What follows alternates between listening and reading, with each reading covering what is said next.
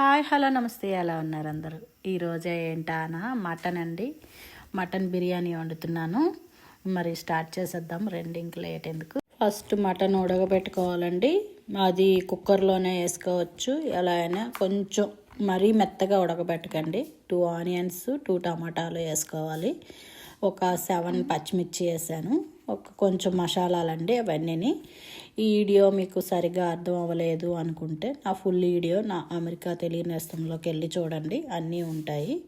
అంతా full video అంతా ఉంటుంది. ఇదంతా మసాలాలు, ఇదంతా నేను రుబ్బిన మసాలా వేసానండి.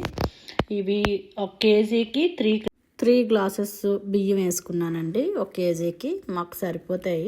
1 కేజీకి అవి సరిపోతుందండి. 1 కేజీకి మటన్ 3 కేజీస్ బియ్యం ఉన్నాయంటే ఒక 6 మెంబర్స్కి సరిపోతుందండి అది బిర్యానీ. ఇవన్నీ ఆనియన్స్ వేసుకున్నాం కదా, ముందే వేపేసుకున్నాం, మసాలా వేపేసుకున్నాము.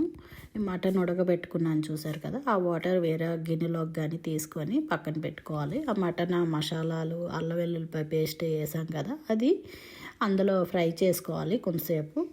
అల్లం వెల్లుల్లిపాయ పేస్ట్ 1 స్పూన్ వేసుకున్నాను కేజీకి. నేను మటన్ కూడా వెంటనే అల్లం వెల్లుల్లిపాయ పేస్ట్ వేగిన వెంటనే వేసాను. ఇంకా కారం మసాలాలు అన్నీ యాడ్ చేశానండి.